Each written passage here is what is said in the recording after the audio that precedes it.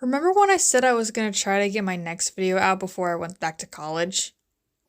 Welp, just finished my finals. Whoops. Sorry guys, I had to focus on college. Plus my mom's health problems, she's doing a lot better now thankfully.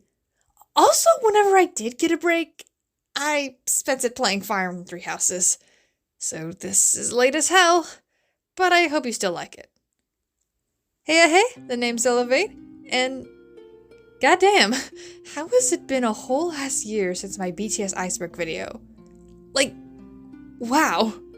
A good half of you are subscribed to me because of my Momoland video, thank you for the promo, Jihoon's Carrot, so I probably should give a rundown for those unaware. Last year, I decided to make an Iceberg video for my alt group, BTS. Iceberg videos were a pretty popular trend at the time. Basically, they took a topic and formatted information on said topic through a picture of an iceberg.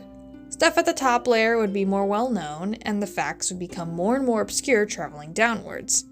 I noticed that there didn't seem to be a lot of iceberg videos for BTS at the time, so I made one. And it did pretty fucking well. It's gotten over 11,000 views. Yeah, I'm no big YouTuber, but that's a pretty respectable reach. Honestly, what blew me away more than the views was all the encouraging comments. I had tons of people saying stuff like, wow, I didn't know a lot of this stuff. This deserves more views. And it filled me with motivation to make more YouTube videos. Made all the research and recording and editing on my shitty old phone worth it. Among the many comments, I saw quite a few suggest I make a part 2. At the time, I didn't even want to consider doing it. The first one took me so long to make, and I had a bunch of other videos I wanted to get done first. But then, I started thinking about it. All the other facts I didn't get to include, all the sections cut short due to time restraints. There was some quality shit I could make a video out of. The creative juices were flowing. Also, I got a newer phone that wouldn't crash while trying to download a long video. And so, by popular demand, I am making a sequel to my BTS Iceberg video. Well, kinda? It's not gonna be formatted through a picture of an iceberg like the last video was. Effectively, not making this an iceberg video. Semantics. Titling it this will give me more clicks. Your algorithm will not beat me, YouTube! Basically, this video will be divided into 2 sections. The first will look at the facts I previously included in my first iceberg video. Some will be further elaborated on, others will be updated due to new information or stuff I got wrong. The second is the juicier section. New facts. BTS have had a long, fascinating history, so there was a ton of shit I left out in my first iceberg video. Or hell, maybe new shit happened since the upload and I want to find an excuse to talk about it. And I won't be going through the facts from least to most obscure, which again means this isn't really an iceberg video, as that was a large part of the reason the video took so damn long to make. I was constantly going back and forth on whether Jungkook being sacrificed to the devil was more or less obscure than Jin possibly having a massive cock. Don't know what the hell I'm talking about? Well, go watch the first video! The context will benefit you greatly when watching this one. Just don't mind the shit audio quality. And the depressing lack of Pokemon music. Now then, sit back, relax, grab yourself some BTS branded snacks, because apparently every food brand has worked with them, and enjoy.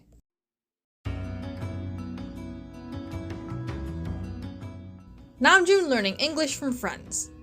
This fact is still like 90% correct, but I realized after uploading the video that I could have phrased this better. Namjoon did learn English from the American sitcom Friends. He has confirmed this at many points. By fucking god, it's been 5 years. Why are we still asking this question? However, it wasn't his sole teacher. The way I phrased it in the original Iceberg made it sound like it was. He also studied in New Zealand for a few months when he was 12. Again, I was mostly right, but I could have been more thorough. My bad. Anyways, what's your favorite track from Indigo? The only correct answer is Closer. Festa/Muster. In my original video, I said that Festa was a multi-week-long celebration of BTS's debut anniversary that led up to a concert performance called Muster. That is partially wrong. Festa does sometimes end in a concert, except for this year. We got tears instead. But it isn't always Muster. Muster is a concert for official members of the ARMY fan club that doesn't always happen around Festa time. There have been at least 3 Festa concerts that didn't coincide with Muster. The reason I got this confused was that Festa concerts and Muster have been sorta combined in recent years. Makes sense, might as well kill 2 birds with 1 stone. I just flat out got that wrong. Thank you to Twitter user @VirgoMales for their Twitter thread that made me realize I didn't do my research. BTS on April Fools. This one is an update. Last time I said it had been a while since BTS had pulled any April Fool's Day pranks. Well, they finally came back this year.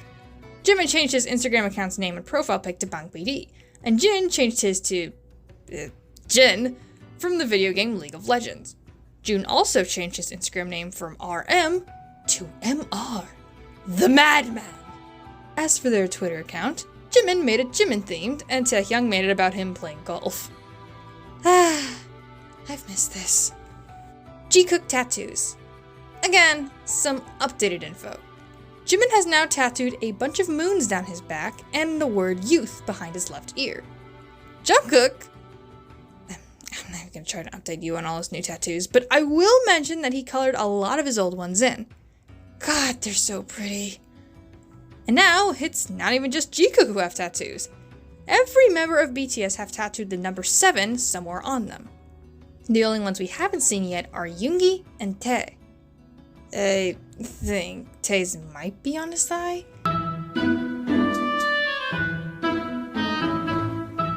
Yoongi has been oddly secretive with this. Their bond is so fucking cute, y'all. TGM Highlight Tour. There isn't any info I need to correct or update, but recently YouTuber Jose Ochoa TV made a really great video diving deeper into this topic. Like, the video is legit 30 minutes long. I was not going to be able to fit all of that into my video, so go watch his video on the Highlight Tour. Link is in the description. It highlights a really wild part of BTS history that not a lot of people know about. Big Hit / BangPD. I was really brief with this one in the last Iceberg, so I just wanted to add some more info.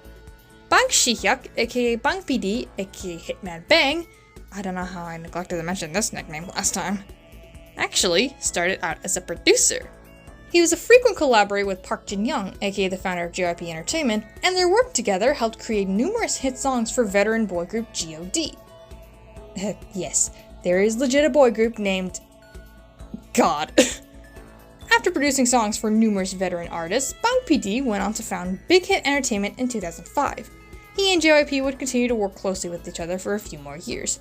For example, JYP's group 2AM was co-managed by Big Hit until 2014. I want to end off this section by talking about just how fascinating of a guy BangPD is. Like, every new story we hear about him is so interesting.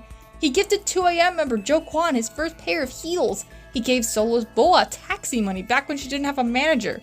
He showed up at B-Free's company after he dissed BTS so he could have a face-to-face confrontation. BangPD lore is so random, yet so charming. La la la la. I still don't know how to fucking say this one. I said that a lot of BTS's songs use this little bit of onomatopoeia, but I realized that I didn't list which ones. So, let's do that. No More Dream, Attack on Bangtan, Spinebreaker, War of Hormone, Must City, Fire, Outro Wings, DNA, Home, Film Out.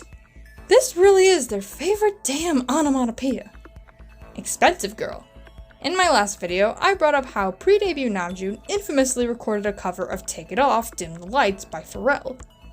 Well, recently, Nam did a joint interview with none other than Pharrell himself. And guess what? He acknowledged Expensive Girl's existence! Not by name, but he brought up to the man himself that he did a cover of Take It Off. I never thought I'd see him bring up the song again.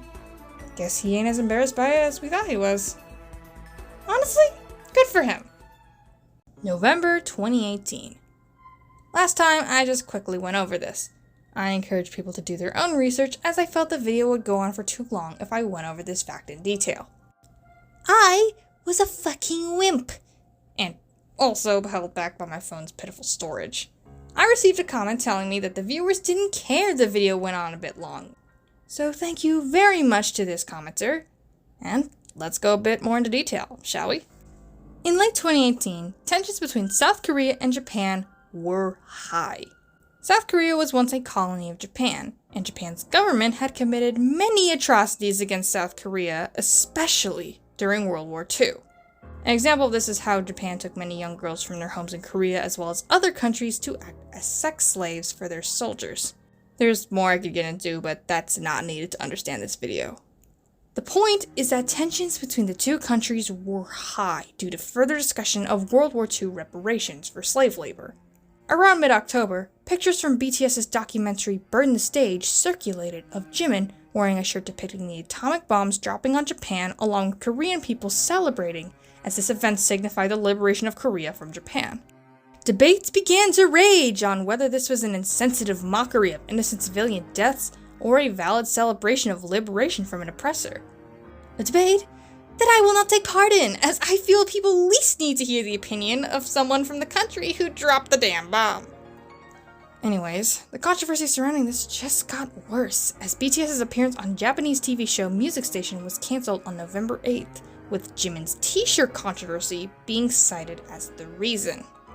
It's worth noting that other idols have worn that shirt before and not had the same level of hullabaloo. Many ARMY agree that this is likely due to bad timing, as BTS's activities in Japan were in the middle of rising tensions between the countries. If images of the shirt circulated at a different time, things wouldn't have gone as crazy. But crazy they did go! This situation even got reported by mainstream international media outlets, so this shit blew up. It got to the point that ARMY began to fear for the safety of BTS and ARMY as Japanese neo-Nazis began to make threats towards them. We fought with goddamn neo-Nazis! How the fuck did we get here? Oh, and we weren't done! On November 12th, the Simon Wiesenthal Center, a controversial organization meant to combat anti-Semitism, made a statement condemning BTS for the shirt, but also some previous moments of mocking the past, such as when June wore a hat with a Nazi symbol or when they waved flags that somewhat resembled Nazi flags. Wait, so they got attacked by Nazis and also got accused of romanticizing Nazis. I think we lost the plot. And yes, media reported on this as well. Finally, Big Hit made a statement on November 13th. It was a combination of clearing up false information, like flags being waved around not being meant to say, "Hell yeah, Nazis were red!" adding more context, and the company taking responsibility for any insensitive pieces of clothing. Things started to slowly chill out from there, and thank fucking God for that. November of 2018 is seen as a painful memory for ARMY who were present for it. BTS got caught in the middle of rising political tensions and had so many of their actions blown out of proportion. Dora AU. This is a combination of old facts I forgot to mention and new stuff that occurred after I made the original video. First, I forgot to mention that the Twitter BTS and Dora Horror AU, also known as Horror the Explorer, got a sequel. It's simply called Horror the Explorer 2, and it came out in 2019, a year after the original. I'll link it in the description. Second, some more unfortunate news. At the very beginning of this year, the AU's author at FilmFix, aka Mira, passed away in a car crash. This was revealed a few days later by her friends on Twitter. It's tragic she didn't get to go on for longer. Such a talent who was able to bring so many ARMY together with her stories. May she rest in peace. Whew, that ended on a really downer note. Don't worry, we're not going to stay in this place for the whole video.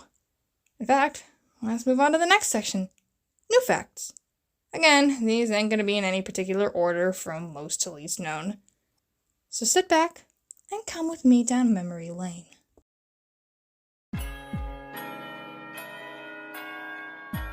Jungkook's Spotify account.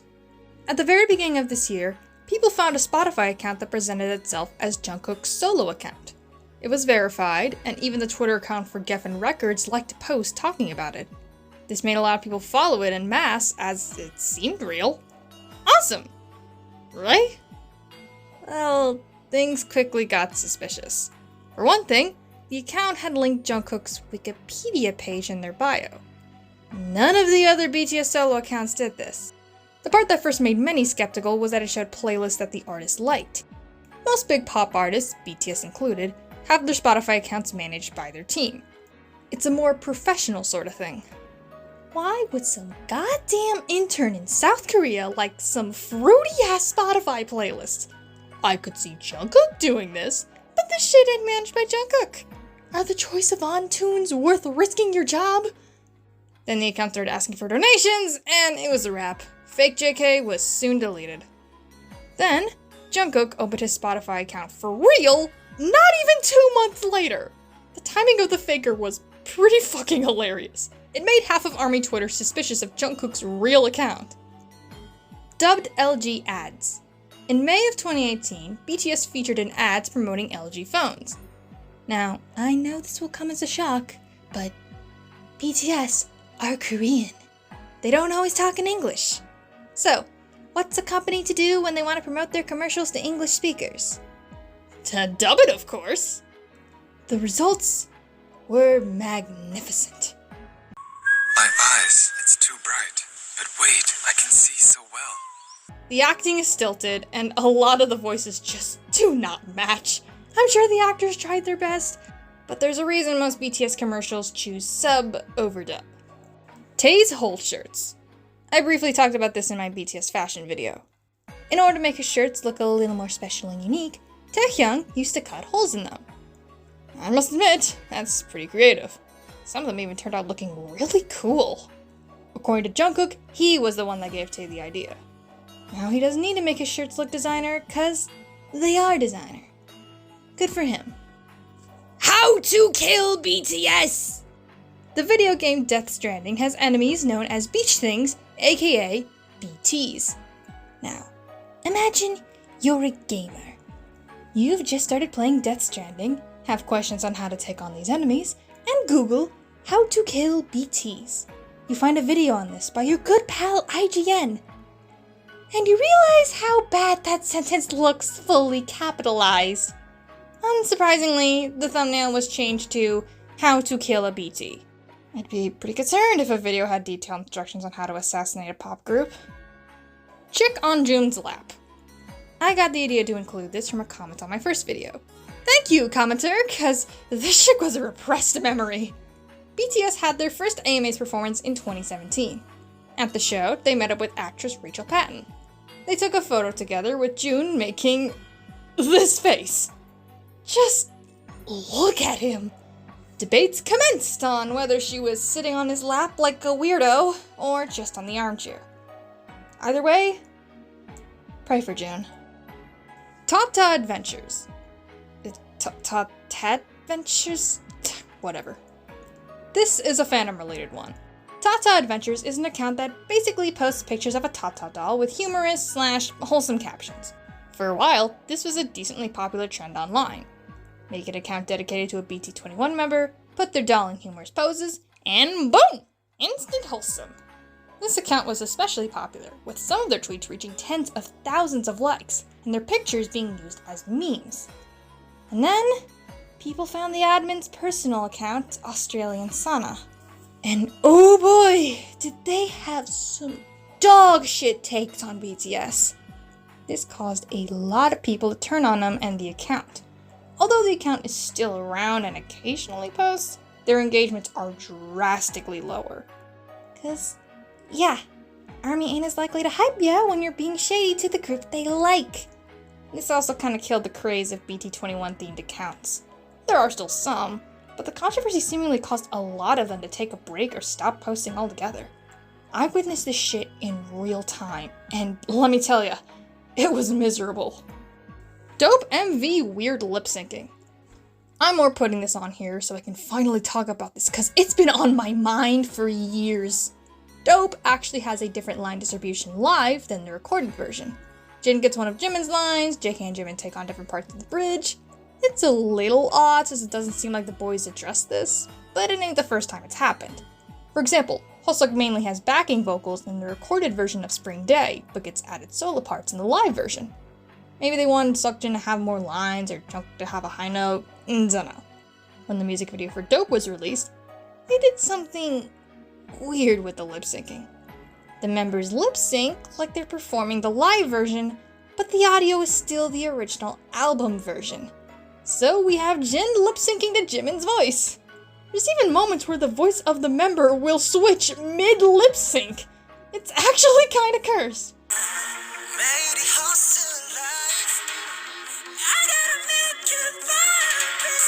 Also gets one of Namjoon's parts in Spring Day live performances, but they don't have him mouth Joon's parts in the MV. They match the lip sync to the recorded version.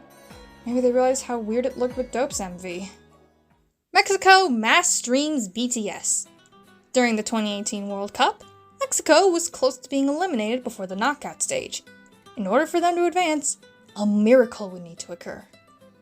And that miracle came in the form of South Korea winning against Germany. This allowed Mexico to move on to the next round. Mexicans were ecstatic, and they showed their gratitude to South Korea for saving their skin. Many did this by mass streaming BTS. Fake Love, their most recent single at the time, moved up the Mexican iTunes charts to at least 56. Some stations even played Fake Love right after South Korea's win. It was equal parts wholesome and hilarious. Oddly enough, there were some K-pop stans, including one of my mutuals at the time, who were legit mad at this? They were like, oh my god, South Korean music isn't just BTS, guys. Like, yeah, you're right. Is this really worth getting mad at? For the rest of us, this was just good vibes. Bobby and Namjoon feud. I mentioned in my original Iceberg video that I wanted to talk about this, so here we are. Bobby is a rapper best known for being a member of boy group iKON. Back in 2014, he seemingly made some jabs at BTS in his lyrics. A couple of these times were on Korean hip-hop competition Show Me the Money, and another was on the song Come Here. After Come Here was when Jun was like, oh, alright dude, you can't be the only one allowed to throw punches here. So, he made a jab at Bobby in BTS's performance at the Mnet Asian Music Awards. People were hyping it up like it was some crazy feud. But Jun says he just saw it as feedback. No bad blood. However, I still want to call attention to how Jun talks about Bobby in this interview because it cracks me the fuck up. He's like, I think Bobby's neat. Okay, he's not that great of a rapper, but he's got stage presence. There isn't any malice, he's being polite, but I still find it so funny. It's like a compliment, but not. Eshi Gazit. The name I have not heard in a long time. Eshi Gazit is the CEO of Gramophone Media, and he used to work alongside BTS for their US promotions. ARMY, at first, were pretty chill with him. It seemed like he was passionate about getting the Tinies bigger in the US. Then he started to rub people the wrong way. Like saying he accomplished radio promo for DNA all by himself, or when he just started tweeting the lyrics to Imagine by John Lennon while talking about bringing K-pop to the West. Okay. He stopped working with BTS since February 2018, and now works for boy group Monsta X. Didn't stop him from hyping up an article claiming he was largely responsible for BTS's US success. Ew. I also see Monsta X stans complain about how he doesn't do shit, but that's a topic for a Monsta X Iceberg, which I will not make. Jungkook is Princess Diana. You're either very familiar with this, or are asking what the actual fuck I'm talking about. Diana Frances Spencer was a young woman who became a member of the British royal family upon marrying Charles III of Wales. On August 31st, 1997, she was killed in a car accident. You know what happened the day after? Jungkook was born. This was the catalyst that started the theory that Princess Diana was reincarnated as our funky little pop star. It continued from there. Further similarities were pointed out, such as their heights and way of smiling. Star signs were analyzed, fan edits were made, and posts were posted, generally celebrating the two. It's worth noting that many of these people weren't believers of the reincarnation theory and just took the opportunity to draw comparisons between these two beloved figures, although genuine believers do exist. The theory even became known by people outside of the fandom. Of course, this is what spreads outside of the fandom. Oh god. Discussions of this theory were reignited on September 8, 2022. BTS held a live stream in celebration of the Korean holiday Chuseok, mere hours before the Queen of England was pronounced dead. The fucking timing! People noted that Jungkook admitted he was tired during the live, so they claimed, somewhat jokingly but also somewhat not, Princess Diana's spirit was trying to leave his body in order to celebrate the occasion. Note, Princess Diana's relationship with the royal family was strained, to say the least. There is also the fact that infamous YouTuber Trisha Paytas gave birth around the same time the Queen died. So there was many a tweet that were different variations of, damn, the Queen gets reincarnated as Trisha Paytas' baby, but Princess Diana gets Jungkook? I love karma! Jun's boyfriend. Boyfriends? Namjoon likes posting about his travels and trips to museums and such. Sometimes he'll bring along friends of his who aren't celebrities, so their faces will be covered by stickers to conceal their identities. This started on BTS's Twitter account, but it happened even more frequently after the boys got individual Instagram accounts. ARMY began to joke that this mysterious sticker man was Jun's boyfriend. Some tried to seriously claim this, which is when it got weird. Any case. Every time Nam posted a pic with a man covered by a sticker, ARMY would go, "Oh shit, the boyfriend's back." Kind of funny, as it's very much possible it was a different guy every time. Like, he later posted this pic, and golly gee, do all these guys look similar with their faces covered? Almost like that was the goddamn point. Dunno, just thought it was funny. BTS unfollowing Kanye West. August 25th, 2018. Famous American rapper Kanye West tweeted his support for then US President Donald Trump. He even posted a pic of him wearing a signed hat with Trump's campaign slogan, "Make America Great Again." In case you're one of the few people who don't know anything about this Trump guy, I envy you. I had to listen to this man ramble for 4 goddamn years. It was not fun. He has done, let's just say, a metric fuck ton of horrible shit. This unashamed support for such a despicable human was called out by many, including celebrities. Some who weren't tweeting out their disapproval simply unfollowed his Twitter account. This included big-name celebrities like Ariana Grande, Rihanna, and BTS. Yep. What made it even funnier was that this happened at what would have been like 5 a.m. in South Korea. Who the fuck was awake, and who the fuck hit unfollow? I need to know. Kobe concert. Bit of a sadder trip down memory lane. On December 27th, 2015, BTS were scheduled to have a concert in Kobe, Japan. Then, things started to go wrong. It was time for the concert, but the usually punctual BTS hadn't come out. They eventually did come to the stage, as 5. Taehyung and Yoongi were not present. They said the two weren't feeling well, so the 5 of them decided to perform a few songs before the concert was cut short. A more official statement was made by Big Hit about the cancellation of the concert due to health problems and the refunding of tickets. The next month, Yoongi posted a long letter detailing his regrets over not being able to perform on that day. It really says a lot about his love for performing and ARMY that missing just one concert made him feel this way. It gets even more interesting with the release of his mixtape August D in 2016. His song The Last seemed to reference the Kobe incident and reveal that Yoongi had locked himself in the bathroom due to his social anxiety. This isn't a happy portion of our history, but it's an important one. Damn, this is getting heavy. The next one should be a little more lighthearted.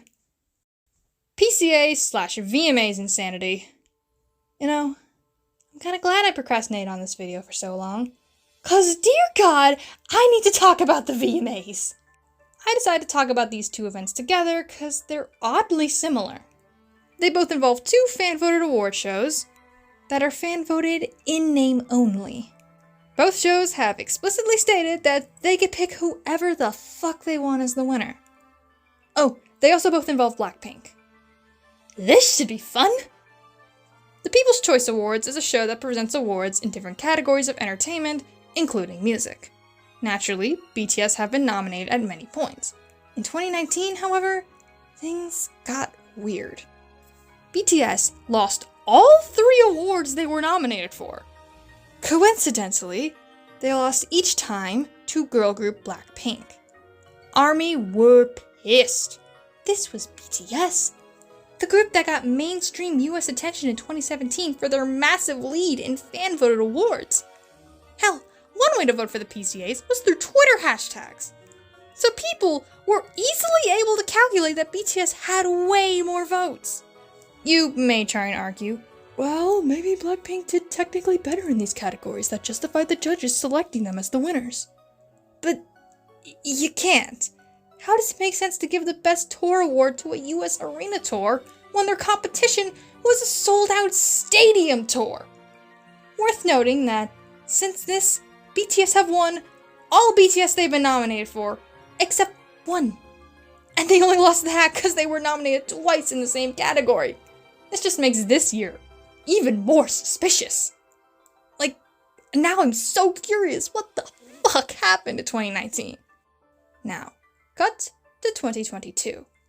The MTV Video Music Awards presents awards in different music-related categories, especially music video-related ones.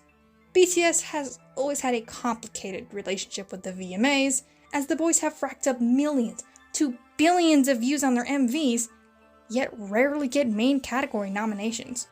ARMY became pretty used to this, and even made a tradition of holding their own purple carpet event as the real VMAs go on. God, I love when we're petty. But then, this year's show rolled around. VMAs announced the nominees for Best Group, which included BTS and Blackpink, a group that had been inactive for nearly 2 years. For fuck's sake, they couldn't even be nominated for the Best K-pop category because they didn't release anything. A member's solo music had to be nominated. How does it make sense to nominate them for Best Group? This made ARMY suspicious that there was gonna be a PCA's Part 2.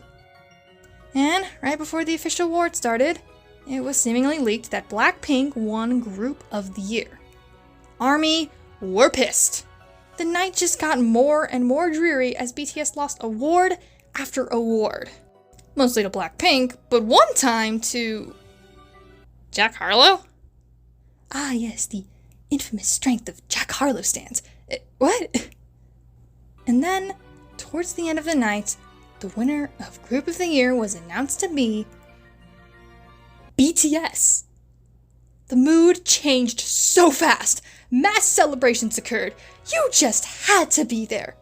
Let me tell ya, I've never seen ARMY so happy to win a minor award at a show with quickly fading relevancy. It reminded us that BTS were truly the universe's favorite. It also raised even more suspicions. The news of Blackpink winning wasn't just reported by clickbait Twitter accounts with under 1,000 followers. Major entertainment outlets were reporting on it. How did this many places report the wrong info? BTS also didn't send in an acceptance speech like they usually do. They thanked ARMY for the win on social media, so it doesn't seem like they're just ignoring the show. This led to people theorizing that Blackpink was originally going to win, but BTS were made the winners last minute. Whatever the reason, I can already tell this day will go down in ARMY history. Coffee is a remake. Alright, time for an entry that'll be a lot shorter. One of BTS's B-sides from their 2013 album Oh Are You Late Too was this chill little song called Coffee. Coffee is actually a remake of a song of the same name by Korean R&B group Urban Zakapa. Like, the choruses to both are the same. Lim Young-woong. Lim Young-woong is a trot singer in South Korea. He's massively popular amongst the general public, especially the older generation, and his fans have a reputation of being voting machines. Naturally, this creates some friction between us and his stans. We've had so many moments of trailing behind him only to just barely take the lead at the last minute. Damn, y'all procrastinate. Oh, y'all are just like me. It's gotten to a point where ARMY see red every time this man shows up. And we've started to realize how sad that is.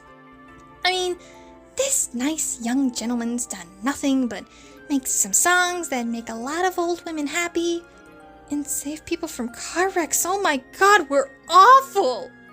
Our relationship with this man constantly shifts between love and hate. Seokjin Gay. We know how search bars work. We type something in, and we get suggestions that show what people are constantly searching for. Twitter is the same. One day, typing in Seokjin into Twitter's search bar would automatically suggest gay. Seokjin gay. This was due to people discussing how Seokjin was one of the most popular male idols amongst Korean gay men. Thus, gay and Seokjin trended together. Some wished to clear Jin's searches as they felt this was inappropriate. Hilariously, this outrage simply motivated LGBT Army to post Seokjin gay even more. Seokjin gay continued to be a reoccurring search option for a surprisingly long time. It was not a moment. It was a movement. Seokjin gay. Seokjin gay. And now, we're done. I originally did this as a kind of thank you for all the support shown on my first BTS Iceberg video. Seriously, thank you all so much for that, and for sticking around for more content despite the slow-ass release schedule. However, since the solo debuts and the military enlistment, I thought now was a fitting time to look back on all that's happened throughout BTS's career. Start of a new era. I've had so much fun going through all these random-ass moments in ARMY history, and I hope that I was able to share these stories with newer fans. Damn.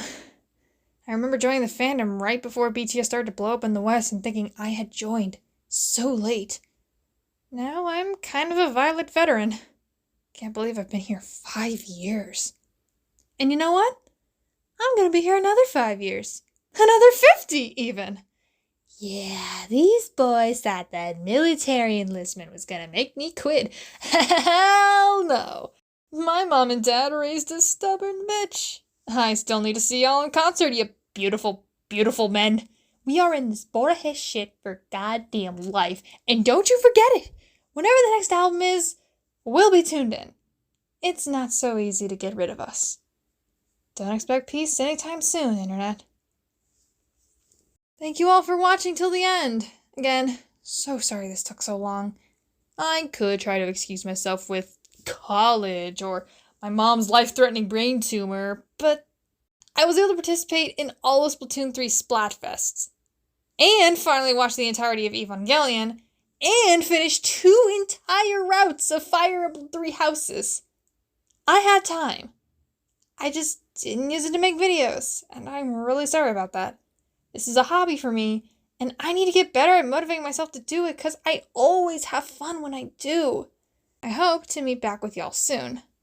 Next major one will be Anatomy of an Idol, but I may start making some simpler shitposts in between these bigger projects. It may not all be K-pop, though don't be alarmed by any 3 Houses shitposts I may release. The main meat and potatoes will still be the K-pop content.